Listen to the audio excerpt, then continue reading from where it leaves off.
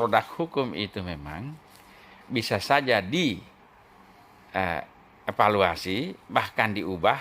Tadi kan Prof mengatakan, sebenarnya hukum itu mulai dari organisasi terkecil. Nah, ketika misalnya, berarti peraturan menteri kan juga hukum. Iya.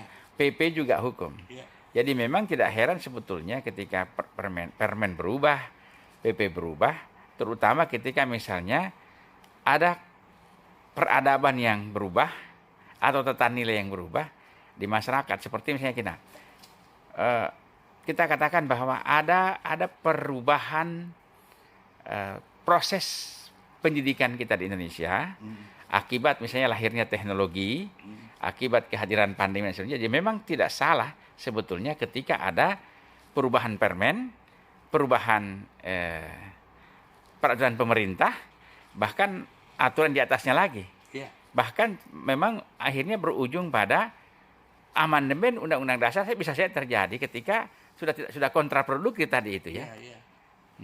Jadi bisa, hukum itu kan nilai.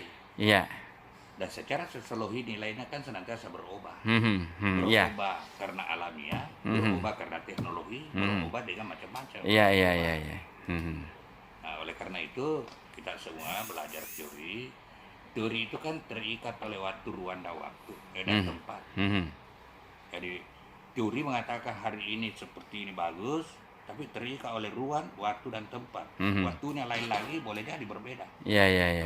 Jadi terbuka dan bahkan kebutuhan untuk senantiasa menyesuaikan. Hanya persoalannya ini teknis yuridis, namanya peraturan perundang-undangan itu asasnya yang lebih rendah tidak boleh bertentangan dengan yang lebih tinggi. Yang lebih tinggi. Itu asasnya. Nah, dan ketika itu bertentangan, maka yang lebih tinggi harus digunakan. Iya. Nah, peraturan perundang-undangan, konstitusi, undang-undang, peraturan pemerintah, ya, peraturan pemerintah pengganti undang-undang, peraturan presiden, dan peraturan pelaksanaan Di bawahnya, lain. iya. Itu tidak boleh Bertentangan. Nah, sekarang apa yang harus dibuatkan PP. Ini kadang-kadang pemerintah yang harus dibuatkan PP adalah yang diperintahkan oleh undang-undang. Jadi tidak, bahasa kasarnya, tidak semau gue itu presiden membuat PP, kecuali diperintahkan oleh undang-undang. Contoh misalnya begini.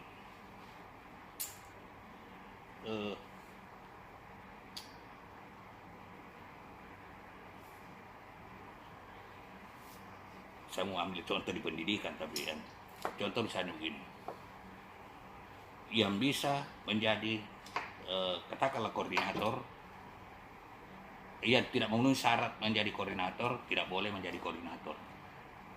Kita tidak tahu itu yang mana tidak memenuhi syarat. Itu namanya metanorma, norma yang tidak punya kekuatan mengikat. Dan untuk mengetahui yang dimaksud tidak memenuhi syarat akan diatur PP. Nanti PP mengatakan syaratnya, umurnya sekian, pendidikannya sekian, pengalamannya sekian. Kalau tidak memenuhi itu tidak bersyarat.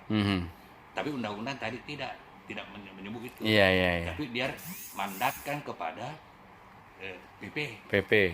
Oleh karena itu PP meskipun dibawa oleh presiden disetarakan dengan dibuat oleh DPR. Produk legislatif itu bukan eksekutif.